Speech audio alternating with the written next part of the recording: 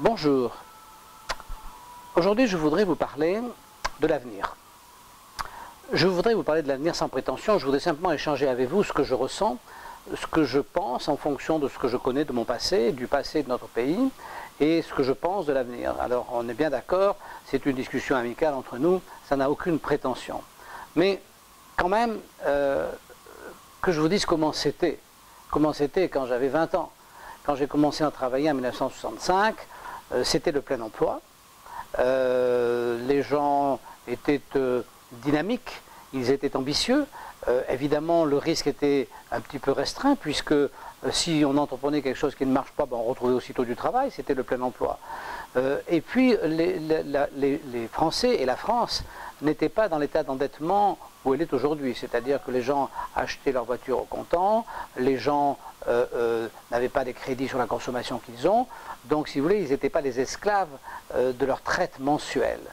Les banques étaient un réseau dans toute la France, donc on avait des possibilités de discussion pour engager une opération, une entreprise avec un banquier local. Donc si vous voulez, l'atmosphère n'était pas du tout la même. En une cinquantaine d'années, les choses ont énormément changé. Il n'y a plus de banques, les banques sont centralisées, il n'y a plus que des caissiers, les gens sont perclus de dettes, l'État lui-même est perclus de dettes, et ça n'est plus, loin s'en faut, le plein emploi. Donc les Français sont immobilisés par leurs dettes, immobilisés par la difficulté de retrouver du travail s'ils le perdent, et ils sont aussi immobilisés par le fait que aujourd'hui, contrairement au passé, dans le passé, si vous voulez, on gagnait en fonction de ce qu'on avait fait. On était payé en fonction du travail réalisé. Aujourd'hui, on est payé en fonction d'une norme où tout le monde doit être payé à peu près également. Et donc, celui qui travaille plus, ben, on lui prélève ce qu'il gagne en trop pour le donner à ceux qui travaillent moins et qui gagnent moins. Donc, ça s'appelle l'égalitarisme. Donc tout ceci a beaucoup changé les choses et amène notre pays aujourd'hui dans un état de faillite absolument notoire. Tout le monde sait que nous ne pouvons pas rembourser nos dettes. Tout le monde sait que les banquiers ne sont pas capables de payer au guichet l'argent qu'ils sont censés avoir. Tout le monde sait que c'est la faillite. Bien. Donc cette faillite, on va en sortir. Il faudra bien en sortir. Alors c'est ça que je voudrais essayer de voir avec vous, comment on va en sortir. Il y a plusieurs solutions pour sortir de ce type de situation. La première solution, c'est de remettre les choses en place, c'est-à-dire de rembourser ce qu'on doit, de faire en sorte que ceux qui ne rapportent pas ou travaillent peu, ben, touchent peu, que ceux qui rapportent et qui travaillent beaucoup touchent beaucoup, qu'à ce moment-là ils capitalisent et qu'ils enrichissent le pays. Cette solution serait la bonne solution, mais elle n'est pas possible. Elle n'est pas possible parce qu'elle laisserait sur le bord de la route une majorité de gens suffisamment importante pour qu'elle se révolte en refusant de prendre ses responsabilités et donc en faisant exploser le système social. Donc ça ne se mettra pas en place. Donc qu'est-ce qu'on va voir arriver? On va voir arriver un système qui va faire semblant de faire ça, mais qui ne le fera pas, et qui en réalité va rigidifier la situation par des promesses irréalisables. Et on va se retrouver en réalité avec une impossibilité à remettre les choses en place, donc avec une obligation de pillage. Parce qu'il va falloir aller prendre cet argent qui nous manque à d'autres. C'est une histoire constante dans le monde. Régulièrement, constamment, les sociétés qui pour une raison ou une autre sont ruinées ou ambitieuses au-delà de leurs moyens vont piller le voisin, voire vont piller leurs propres ressortissants. Donc ça n'a rien de nouveau. La dernière fois que cela est arrivé, chez nous, parce que ça arrive dans le monde partout cycliquement, mais chez nous, ce que l'on a vu, c'était effectivement en 1930, donc les Allemands ont décidé de piller une catégorie très particulière qui s'appelait les Juifs, qui étaient répertoriés. Ils ont commencé par les répertorier, ensuite ils les ont pillés, ensuite ils les ont détruits. C'est toujours le même cycle. On répertorie, on stigmatise, on pille, on tue. Ça ne peut pas être autrement. Donc aujourd'hui, ce n'est pas les Juifs qui vont être pillés, ce n'est pas les musulmans qui n'ont pas d'argent. Les musulmans aujourd'hui, ils sont en fait, ils servent en réalité d'exutoire en attendant ce fameux pillage. Donc ils servent à faire passer la colère, mais je pense qu'ils sont vraiment pour rien dans ce qui va arriver. Donc il va falloir piller. Alors on va piller qui? Ben, on va piller ceux qui ont de l'argent, ou qui sont réputés pour en avoir, ce qui était le cas des Juifs à l'époque. aujourd'hui, quels sont ces gens? Ben, ce sont les gens qui sont listés, parce que la liste est faite, qui sont listés par Bercy. À Bercy, il y a la liste des gens qui sont censés ou avoir de l'argent ou en gagner.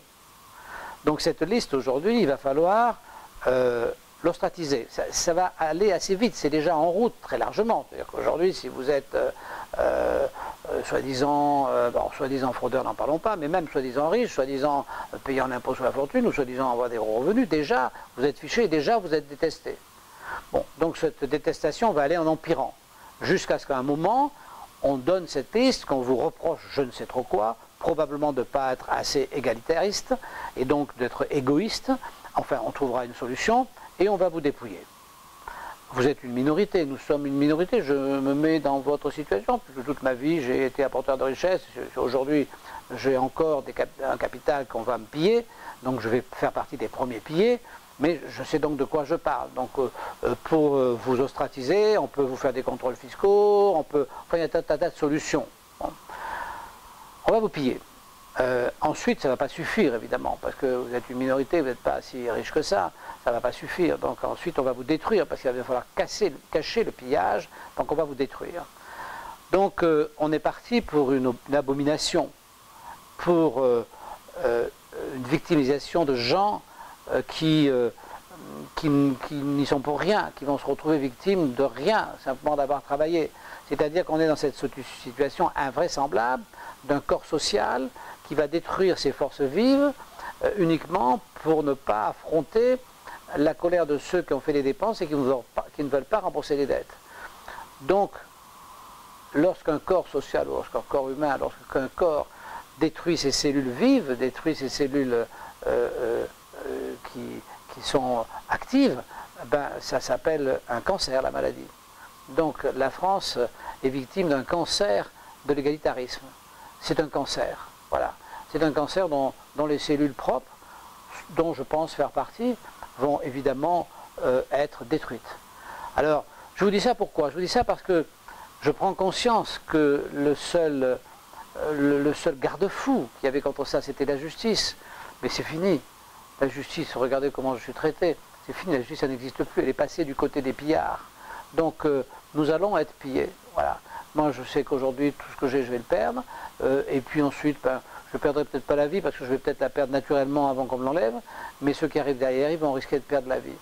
Donc, face à ce cancer égalitariste, alors parlons en termes de temps. Moi, je pense que c'est une dizaine d'années. Hein, ça a pris 10 ans. Alors, c'est une dizaine d'années parce que ça va se passer intérieurement et extérieurement, puisque c'est un cancer qui touche en fait la plus grande partie du monde occidental. Donc, ça va pas être que des événements en France. Ça va être des événements en France et ailleurs. On va sans doute essayer de l'exporter. Enfin, je ne sais pas ce qui va se passer. Mais disons que pour que ça arrive à son terme et que ça soit la destruction totale des gens, des forces vives du pays, je pense qu'il faut une dizaine d'années. Voilà, je trouve ça extrêmement triste, je trouve ça extrêmement injuste, je trouve ça extrêmement stupide, je trouve ça invraisemblable, mais c'est ainsi. Je pense que nos parents, aux différentes guerres, aux différents conflits, chez nous, et les gens qui sont dans d'autres conflits ailleurs, doivent trouver ça tellement stupide. Ça fait rien, ils meurent quand même, c'est comme ça. La société des hommes est comme ça, c'est mal foutu parce qu'il faut bien le dire, quoi. À un moment donné, la masse des cons et des feignants l'emporte sur la masse de ceux qui sont responsables et qui travaillent. C'est comme ça. Donc, c'est pas très gai, j'en conviens, mais il y a une solution. Il n'y en a pas 36, c'est partir. Il faut fuir. Alors, je ne saurais pas vous dire où, parce que je ne suis pas un spécialiste de la question. Je ne saurais pas vous dire comment, parce que je ne suis pas non plus un spécialiste de la question. Moi-même, je ne pense pas que je vais y arriver. Mais je pense qu'il faut le faire, c'est la seule solution. Il faut essayer de se donner les moyens de fuir. Il n'y a pas d'autre solution. Il n'y a pas d'autre solution que la fuite, car il n'y aura pas de raison. Il n'y aura pas de raison. On arrive à des élections présidentielles, il n'y a pas de candidat qui parle de la vérité. Il n'y en a pas, il n'y en aura pas. S'il y en avait un, il ne serait pas élu. Donc la population n'a pas envie d'entendre la réalité devant laquelle elle est. Donc elle va piller. Elle n'a pas d'autre solution.